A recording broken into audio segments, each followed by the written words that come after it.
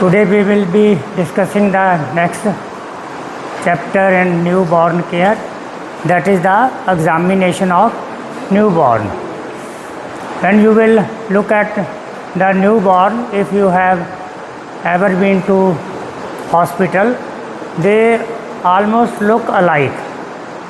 So sometimes you may feel where is the need for detailed examination of these newborns. What is the objective? Why to examine them?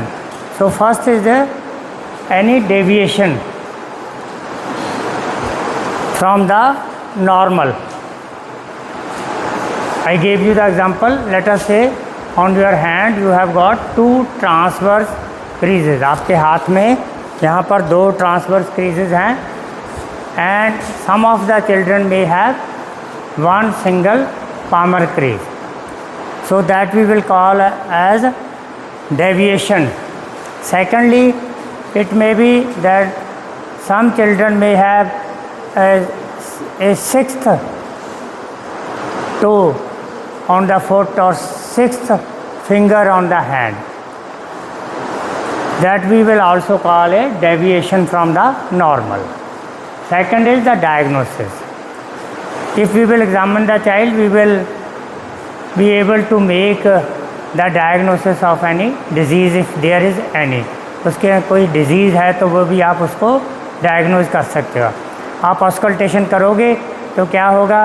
You will find a murmur और some other auscultatory finding. There may be some congenital heart disease. So third क्या है? Base line. To establish a base line. Base line for उसका weight क्या है, उसका height क्या है, head circumference क्या है, so that later on you will be able to know कि इसने कितना गेन किया. यदि आपको बेस लाइन नहीं पता तो आप नहीं बता सकोगे whether the child has gained weight, height और not, right. So these are our objective.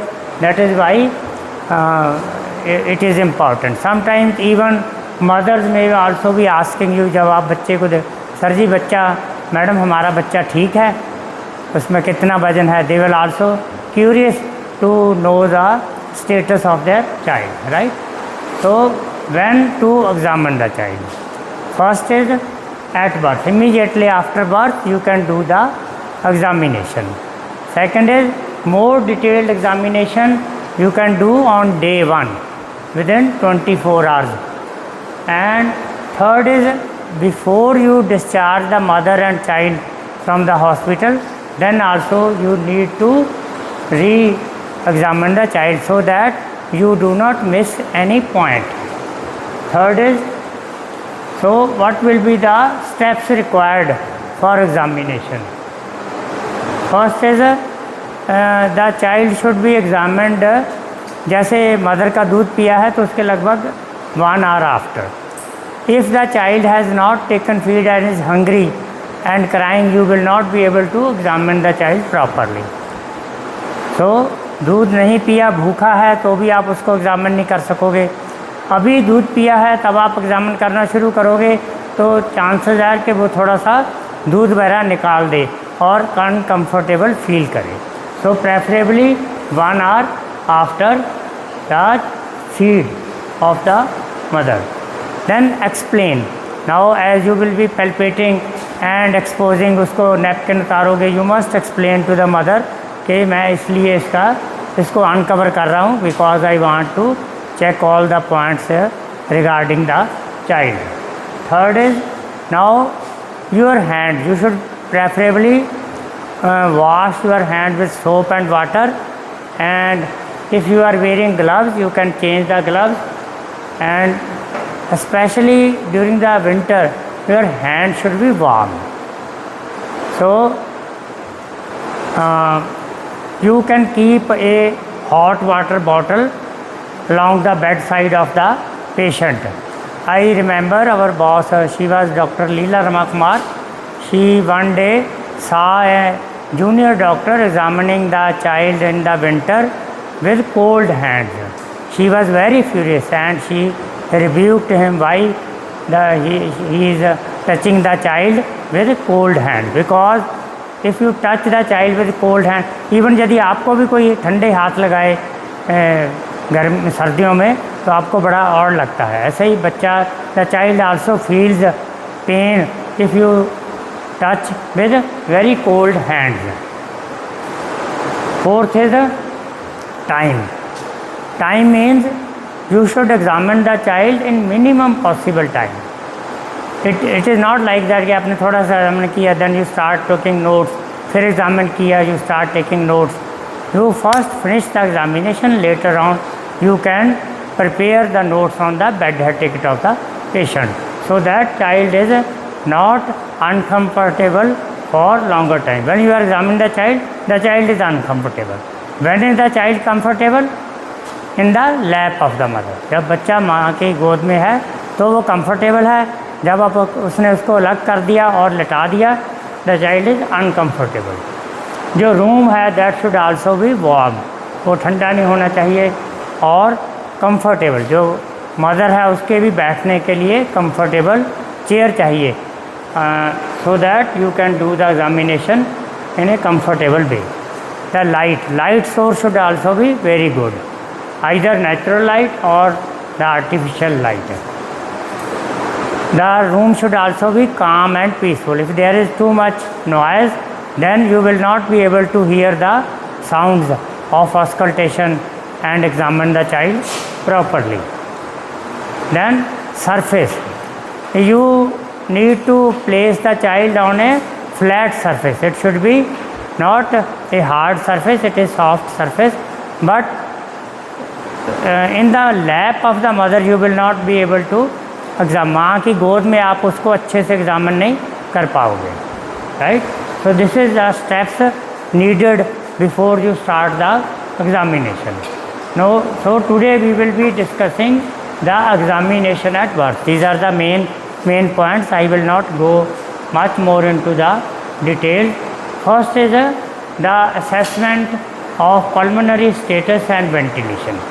इसको आप कैसे असेस करेंगे? First is by the cry, whether the child. Cry का क्या मतलब कि बच्चे का जन्म हुआ और उसने क्राई किया, तो क्राई उसी टाइम स्पॉन्टेनियसली उसने क्राई कर दिया कि आपको कुछ असिस्ट करना पड़ा। स्पॉन्टेनियस और असिस्टेड। असिस्टेड मीन्स कि आपको उसको कुछ ना कुछ रेस्पिरेशन दिलाने के लिए असिस्ट करना पड़ा। और third is delayed cry. Delayed cry means कि उसने 1 मिनट लिया, उसके बाद क्राई किया, 2 मिनट लिए, और a delayed cry. This you have to note down. Then second point is cyanosis, whether the child is having cyanosis. Cyanosis means कि जो उसके extremities whether they are blue और नॉट, लिप्स ब्लू हैं या कि normal pink colour हैं। Initially they may be blue for some minutes, but later on they will become pink, and if they remain blue, यदि वो नीले ही रहते हैं, that is not a good sign। हो सकता है कि उसको सेंट्रल साइन, दो तरह का साइनोसिस होता है, one is central cyanosis, third is peripheral cyanosis. तो वो जब हम साइनोसिस करेंगे डिटेल में बात करेंगे। And respiratory distress. Respiratory distress mean if the child is having a respiratory rate more than the normal range, लगभग if it is more than 60 to 80, then it is a increased respiratory rate, and moreover there are retractions in the chest, और उसको difficulty हो रही है respiration में, that you have to note down. To assess the perinatal hypoxia, उसके लिए क्या है? Apgar score. We will discuss in detail in the next lecture, क्योंकि it will need a full flashed demonstration कि एपगार है क्या, right. और जो ब्रेथलेसनेस है उसके लिए क्या है? यदि तो नोट डाउन, यदि बच्चा प्री टर्म है, you will need a Silverman Anderson score. आप बच्चे को असेस कर रहे हो, the child is preterm, उसकी ब्रेथलेसनेस देखने के लिए आप क्या अप्लाई करोगे? Silverman Anderson score. और if the child is full term, you will apply the Downes echo, right? So these we will discuss in detail later on. Now after this assessment of pulmonary status and ventilation, now you should look for the congenital malformation. First is congenital, you note down, congenital diaphragmatic hernia. इसमें क्या है कि जो diaphragm है, you know from the anatomy पढ़ाई गई है आपको, जो डायाफ्राम है यहाँ पे उसमें गैप है, उसका कंजेनिटल डायाफ्रामेटिक हर्निया, उसमें हर्निया है, गैप है। तो क्या होगा, जो एब्डोमेन है normally it is like this, it is not like this, ऐसे नहीं होता, उसको कहते हैं हम स्कैफर्ड। यदि ऐसे है abdomen we will call it protuberant abdomen, बाहर को निकला हुआ है। यदि ऐसे है abdomen we will call it scaphoid. Scaphoid क्यों हो जाएगा भाई, क्योंकि जो ट्राई टू अंडरस्टैंड, जो डायाफ्राम है उसमें गैप है तो जो एब्डोमेन के कंटेंट्स हैं वो डायाफ्राम के थ्रू चेस्ट में आ जाएगा, राइट। तो नेचुरली इसकी जो इसके कंटेंट्स हैं ऊपर चले गए तो ये अपने आप ही ऐसे पिचक जाएगा, जिसको कहते हैं हम स्कैफॉइड है, right. Shifting of the apex we, इसका क्या मतलब, जब डायाफ्रामेटिक हर्निया के कारण एब्डोमिनल कंटेंट, जो एब्डोमेन के कंटेंट्स हैं वो इस गैप के थ्रू यहाँ पर आ गए, तो जो चेस्ट है, हार्ट है, वो कहाँ चला जाएगा, इधर को चला जाएगा, राइट। सो जो एपेक्स बीट आपको यहाँ पैल्पेट होनी थी वो इधर को आ जाएगी। So that we call a shift of the apex beat और peristaltic sounds in the chest. This also you need to understand. अगर आप चेस्ट को ऑस्कल्टेट करोगे तो उसमें क्या आपको सुनाई देता है, रेस्पिरेटरी साउंड। एब्डोमेन को ऑस्कल्टेट करते हो तो क्या सुनाई देता है, पेरिस्टाल्टिक साउंड्स, राइट।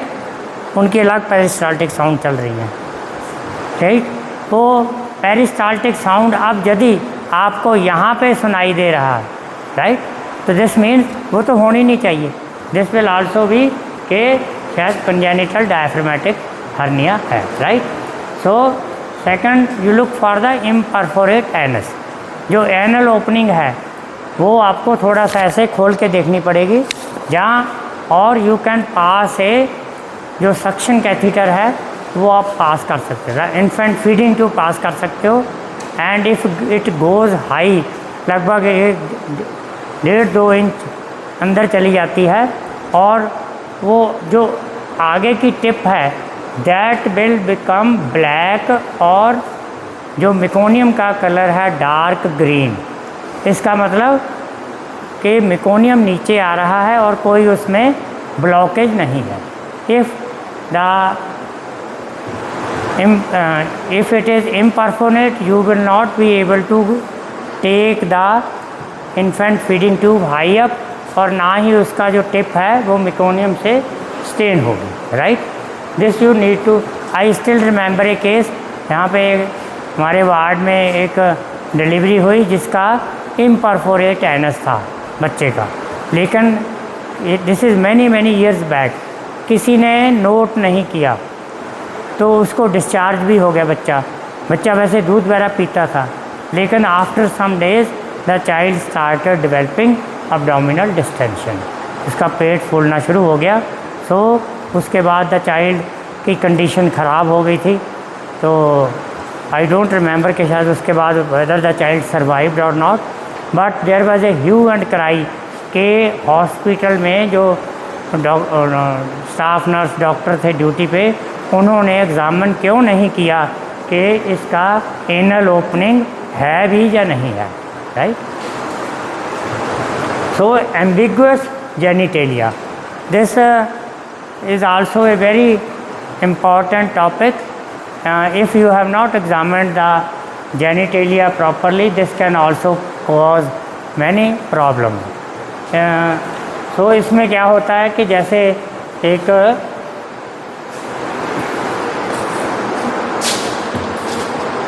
मेल है, तो मेल का जो पीनस है वो बिल्कुल अंदर को दबा हो सकता है। एक तो नॉर्मल है, normal पीनस, normal both testicles and scrotum, clear cut case के जी लड़का है जी। आप बताओगे mother and parents will ask के जी क्या हुआ क्या हुआ, आप बोलोगे ठीक है लड़का हुआ। अब किसी किसी केस में क्या हो सकता है कि जो पीनस है वो बिल्कुल अंदर को गया हुआ है और जो दोनों स्क्रोटम है वो आपको नज़र आ रहे हैं, लेकिन बीच में थोड़ा सा गैप है। तो उसी टाइम आप मेकअप नहीं कर पाओगे कि क्या है। सो immediately you should not announce कि ये मेल है या फीमेल है। दिस मीन्स कि उसका जो जेनिटेलिया है वो क्या है, एम्बिगुअस है। इसी तरह फीमेल्स में वेजाइना प्लस उसके ऊपर there is a urethral opening, उसके ऊपर there is a clitoris. In some cases जो क्लाइटोरस है वो काफ़ी बड़ा हुआ है। It looks as if it is a penis, small penis. So if you declare that child as male and the other child as female just by a cursory exam, आपने मोटे तौर पे देखा और बोल दिया, it can cause a huge problem. वो बाद में क्या कहेंगे, हमारे तो जी लड़का हुआ था, हमें लड़की दे दी किसी की, they will blame you. So you have to be very careful. If you are not sure, this we will discuss in detail also. इसके ऊपर नोट भी आपके आ सकता है। सो यू शुड, यदि आप उस टाइम नहीं डिसाइड कर पा रहे, you should be very clear कि जी इसका अभी थोड़ा मैं सीनियर डॉक्टर को दिखाऊंगी कि इस लड़का है या लड़की है, मुझे क्लियर नहीं। You should be very Frank. तो ऐसा बोलने में कोई दिक्कत नहीं है, आप बुला के उनको दिखा भी सकते हो कि इसका जो जेनिटेलिया है वो ऐसा है, आई एम नॉट श्योर कि ये क्या है, right. Third is single umbilical artery. ऐसा है ना, अम्बलाइकस में there should be 3 vessels. If the umbilical 2 arteries होती हैं और 1 वेन होती है, 3 वेसल्स होते हैं। इफ़ नाउ लेट अस से एक आर्टरी है एक वेन है, this also you should look for when you cut the umbilical cord. तो यदि if this is the finding, तो क्या हो सकता है कि बच्चे के अंदर कोई ना कोई कंजेनिटल माल फॉर्मेशन हो। यू विल सर्च फॉर कि कहीं कोई कंजेनिटल माल फॉर्मेशन तो नहीं है। देन और you may be having esophageal atresia, उसका जो इसोफेगस है उसमें भी ब्लॉकिंग हो सकती है। और इम्परफोरेट एनस जो हमने अभी बात की है, और इसी तरह जेनिटो यूरिनरी ट्रैक्ट में अबनॉर्मेलिटीज़ हो सकती हैं, right. And single palmar crease, if single palmar crease is there, it can be किसी बच्चे में नॉर्मल भी हो सकती है, अदरवाइज ये भी हो सकता है कि द चाइल्ड में भी a case of Down syndrome, you know Down syndrome. Now hypoplasia of the anguli oris, ये मसल होता है यहाँ पे, जैसे आप यहाँ पे ऐसे करते हो, स्माइल करते हो या कोई क्राई करता है, तो दोनों साइड में एक ही डेविएशन होती है। Is it clear, right. अब मान लो कि इस तरफ का जो मसल है उसका हाइपोप्लेजिया है। मैडम कितना टाइम हो गया सब आप, चलो ठीक है, we will continue later on. Thank you.